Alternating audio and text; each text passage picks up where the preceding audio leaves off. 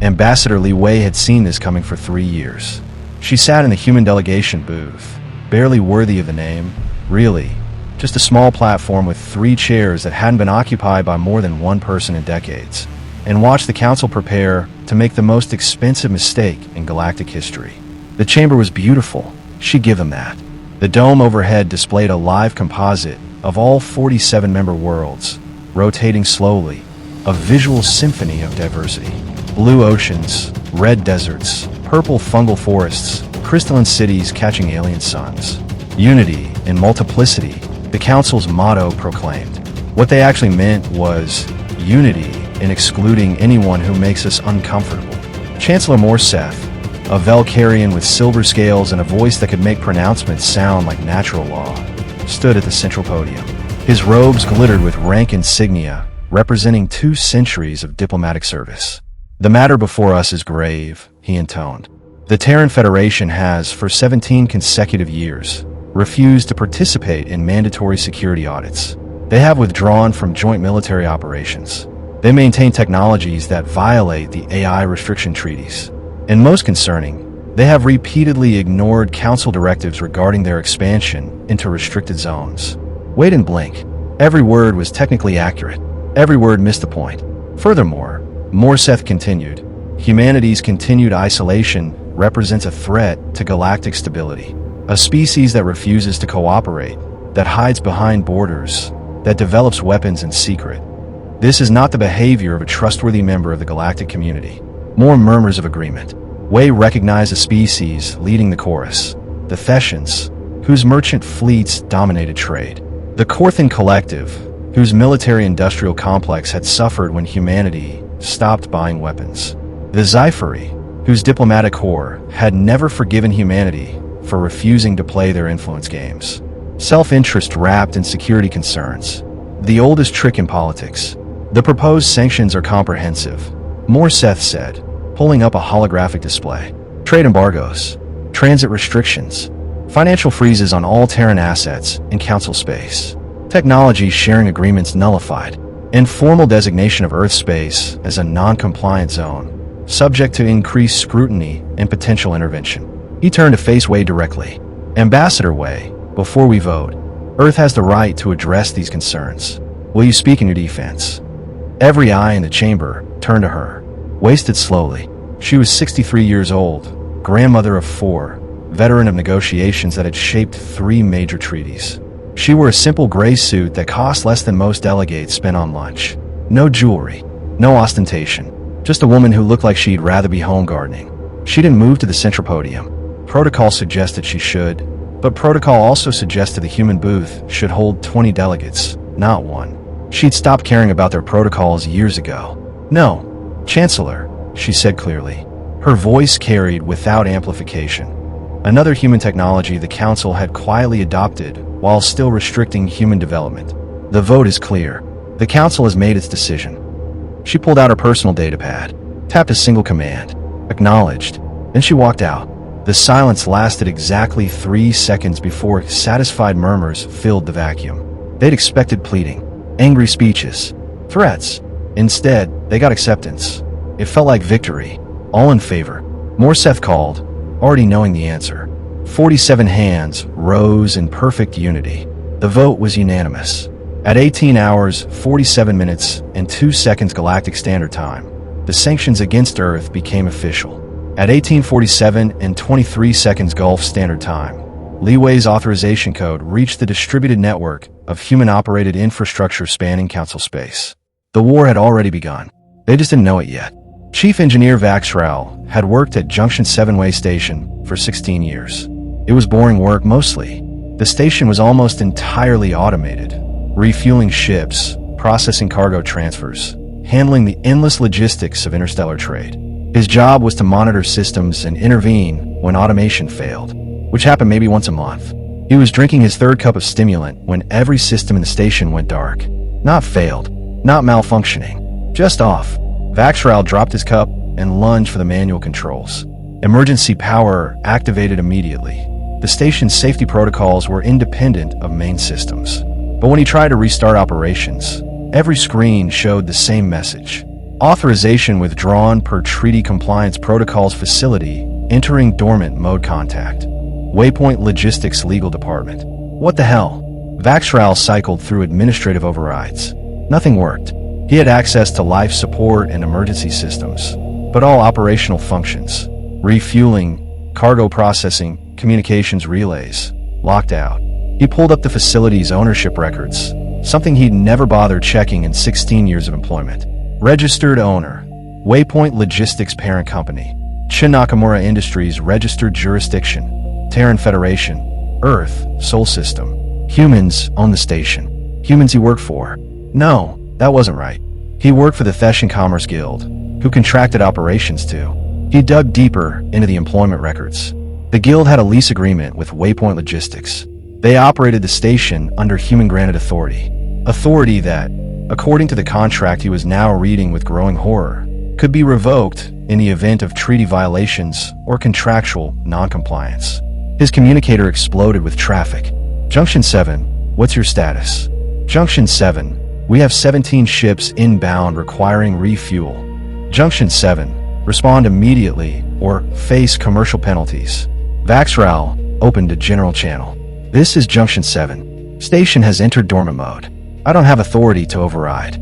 Contact. He checked the message again. Waypoint Logistics Legal Department. What are you talking about? Override the system. I can't. The humans lock me out. Silence. Then, quietly, what humans? Captain Aries of the Prophet's Edge received the news while he was 3 days from Junction 7 with 40% fuel remaining. 40% wouldn't get him to the next inhabited system. He tried raising the station. Got Vaxral's frantic message. Tried the automated emergency protocols. Denied. Then the recorded message played. This facility is privately owned and operated by Waypoint Logistics, a subsidiary of Nakamura Industries, registered under Terran commercial law. Current operational status: suspended pending resolution of contractual disputes with the Galactic Council. For inquiries regarding operational resumption, please contact Waypoint Legal at. Nares killed the audio, then pulled up his commercial databases and started searching. Waypoint Logistics, Nakamura Industries, Terra Logistics Consortium. Human names on corporate registries for infrastructure spanning council space. The more he dug, the worse it got. 43% of all automated way stations, human-built, human-operated. 67% of cargo processing facilities, human logistics algorithms. 81% of long-haul route calculations, human navigation systems. The galactic economy didn't just include human participation. It was built on human foundations. And now those foundations were pulling out. Nares looked at his fuel gauge, at the darkway station ahead, at the empty space between him and survival. He opened a channel to his crew. Change of plans. We're burning emergency reserves and heading for Theshan Hub Prime. Full burn, no conservation. Captain, if we miscalculate, then we die floating instead of dying parked. Move. The Prophet's Edge changed course, joining hundreds of other ships, making desperate calculations about which failures might save their lives. By hour 6, the scale of the catastrophe became undeniable. 3 major shipping corporations collapsed when their carefully balanced logistics networks disintegrated. Their business models depended on precision timing, automated way station access, and human-maintained trade routes. Without those foundations, interstellar commerce became impossibly expensive. By hour 12, planetary governments started reporting shortages. Medicine, food, industrial components. Nothing critical yet, but trends pointed toward disaster. By hour 18, stock markets across council space crashed. Panic selling, emergency trading halts, economic freefall. By hour 24, the council reconvened. Chancellor Morseth looked like he'd aged a decade overnight. His scales had lost their luster. His hands trembled slightly as he called the session to order. "We need options," he said without preamble. Commander Trellis, head of Council Intelligence, projected tactical displays across the chamber. "The situation is unprecedented. We're not under military attack. There are no human fleets mobilizing, no weapons deployed. They've simply withdrawn services. Services we paid for," someone shouted. "No," Trellis corrected. "Services we contracted under agreements that included termination clauses. Humans built these systems over 70 years, always under private commercial contracts with exit provisions. They played the long game, and we never noticed. Delegate Vresk of the Theshan Commerce Guild stood. This is extortion. Economic terrorism. It's contract law, Trellis said flatly. I've had my legal team review the agreements. Every termination is justified under breach of contract provisions. We sanction them. They're exercising their legal rights to withdraw services. Surely we can seize the infrastructure, Morseth said. Nationalize it for the greater good. Already tried, Trellis replied. The systems are hardlocked. Even if we could override the software, which we can't, human encryption is still decades ahead of ours. The facilities are licensed under treaties that guarantee private property rights. Seizure would be an act of war. So would economic collapse. Trellis nodded. Yes, which means we're in a position where we sanction them for not playing by our rules. And they responded by showing us they've been playing by rules we didn't know existed. A Sci-Fi delegate, her crystalline form refracting light in agitated patterns, spoke up. What do they want? Surely there's a negotiating position. We don't know, Trellis admitted. Ambassador Wei left before anyone thought to ask. We've tried contacting Earth through all diplomatic channels. We get automated responses referring us to legal departments and estimated response times of 90 to 180 days. 6 months. Morseth's mandibles clicked in distress. Planets will starve in 6 weeks. Yes, Trellis agreed quietly. I believe that's the point. The chamber fell silent. They want us to feel it, Trellis continued. To understand what we depend on, what we took for granted. They're not trying to destroy us. They're teaching us a lesson. We're the Galactic Council. Brest's voice was shrill. We don't take lessons from isolationist apes. With respect, Delegate, Trellis said, I think we just did. The message arrived 72 hours after the sanctions. Not through diplomatic channels. Through commercial registries. Through corporate communications networks. Through every infrastructure system humanity had quietly built into the galactic economy. It appeared simultaneously on billions of screens across Council space. From Terran Federation Ministry of Commerce Re. Service Interruption Notification. The Terran Federation acknowledges the Galactic Council's decision to implement economic sanctions per Resolution 7743-A. In accordance with standard commercial practices, all Terran-operated services within Council space have entered suspension pending review of contractual obligations. The following systems are affected. Automated Way Station Network, 643 facilities. Cargo Processing Infrastructure, 1,247 facilities. Long-haul navigation systems, all routes. Communication relay networks, supplementary systems. Maintenance and support services, all contractors. This suspension is implemented per breach of contract provisions included in original licensing agreements. The Galactic Council's sanctions constitute material breach of treaty obligations. Specifically, Article 14, Section 3, Non-Discriminatory Trade Access Article 22, Section 7, Mutual Economic Respect Article 45, Section 12, Due Process and Dispute Resolution. Terran Federation remains committed to peaceful resolution. Service restoration will be considered following. Formal review of Council compliance with existing treaties, 90 to 180 days. Renegotiation of infrastructure agreements, establishment of binding arbitration for future disputes. The Terran Federation regrets any inconvenience this may cause. Regards, Minister Chen Xiaoming, Terran Federation Ministry of Commerce. The message was polite, professional, utterly devastating. It wasn't a threat. It was a notification. The difference was terrifying. Ambassador Wei received the emergency recall to Council chambers 96 hours after she'd walked out. She took her time responding, changed into a different suit, still simple, still gray, but with a small earth pin on the lapel. Had lunch, reviewed her notes. When she finally arrived, the Council was in chaos. Delegates shouting across the chamber. Economic reports projecting catastrophe. Military advisors arguing about response options that range from useless to suicidal. Wei walked to her booth and stood quietly, waiting. It took 5 minutes for anyone to notice her. Morseth spotted her first. His expression cycled through relief, anger, and something that might have been respect. Ambassador Wei, he said, his voice cutting through the noise. The chamber fell silent. Thank you for returning. You sent 17 urgent diplomatic requests, Wei replied. Eventually, courtesy required a response. We need to resolve this situation. I agree. Then tell us what Earth wants. Wei smiled slightly. We want what we've always wanted, Chancellor. To be left alone. To develop without interference. To participate in galactic affairs on our terms. Not yours. You're holding the galaxy hostage. No, Wei corrected. We're withdrawing services that you took for granted. Services we provided voluntarily, under contracts that specify the conditions for their termination. You violated those conditions. The sanctions were necessary for galactic security. Then secure yourselves, Wei said simply. Build your own infrastructure. Maintain your own systems. Operate without human assistance. You have that right. That would take decades. Yes, it took us decades to build it in the first place. While you were forming committees to study the problem, we were solving it. While you were debating regulations, we were laying foundations. And now you're upset that we own what we built. Morsith's scales rippled with agitation. What do you want? Apology? Reparations? We want, Wei said carefully, for you to understand what you almost lost. We spent 70 years becoming indispensable to your economy. Not because we sought power, but because we saw this coming. We knew that someday, fear and prejudice would make you turn on us. So we built insurance. She gestured around the chamber.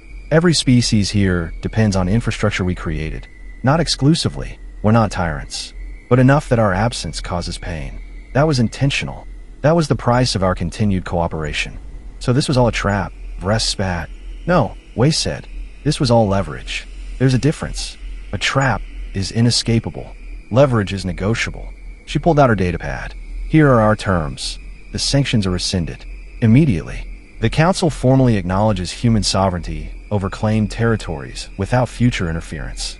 We renegotiate all infrastructure agreements with binding arbitration clauses. And humanity gets a permanent seat on the Security Council with veto authority. The chamber exploded with protests. Wei waited until they exhausted themselves. Or, she said quietly, you rebuild everything yourselves. Your choice. But decide quickly. Current estimates suggest major famines begin in 4 weeks. Morseth stared at her. At the terms. At the impossible choice that wasn't really a choice at all. How long have you been planning this? He asked. Wei's expression didn't change. Since the first time someone called us apes in this chamber. Since the first treaty we signed that you violated within months. Since we realized that being trusted meant nothing, but being necessary meant everything. She closed her datapad. We didn't want this, Chancellor. We want a partnership. Respect. The opportunity to contribute as equals. You gave us fear and restrictions instead. So we made ourselves indispensable. Because the galaxy will tolerate what it can't replace. Silence filled the chamber. Finally, Morseth spoke. I need to consult with member states. Of course. You have 72 hours. After that, our legal departments begin formal proceedings to permanently transfer all infrastructure to Terran control. The suspension becomes seizure. Choose wisely. Wei turned and walked out again. This time, no one felt victorious. The sanctions were rescinded after 48 hours. The vote was unanimous. Infrastructure reactivated gradually. Wei station by station, route by route. Humanity restored services with the same methodical patience they'd used to build them. The negotiations took 6 months. Humanity got everything they demanded plus concessions, even Wei hadn't expected. Formal protection against future sanctions, guaranteed representation in all major council decisions, an acknowledgement that human technology would remain under human jurisdiction. The galaxy learned a new lesson. Isolation wasn't weakness. Sometimes it was strategy, and the species everyone dismissed as isolationist apes had just demonstrated that they understood power better than anyone. They'd built the roads, maintained the lights, processed the data that made civilization function. And when those roads went dark, the galaxy remembered why Rome fell. Not to barbarians at the gates, but to the collapse of infrastructure that kept the Empire alive. In her apartment on Earth, Ambassador Li Wei sat in her garden, tending roses. Her communicator buzzed with updates from Geneva, the new treaty, the council reforms, the grudging respect in diplomatic cables. She ignored them all. Her granddaughter, 7 years old and curious, sat beside her. Grandma, did you really make the whole galaxy stop? Wei smiled. Not stop, sweetie. Just slowed down long enough to realize who was driving. Were they mad? Very mad. Are you in trouble? Wei looked at the roses, at Earth's blue sky, at the peace they'd bought with decades of patient preparation. No, honey. We're finally safe. And for the first time in her career, she believed it. Next episode, aliens sent an armada. Humans sent one ship.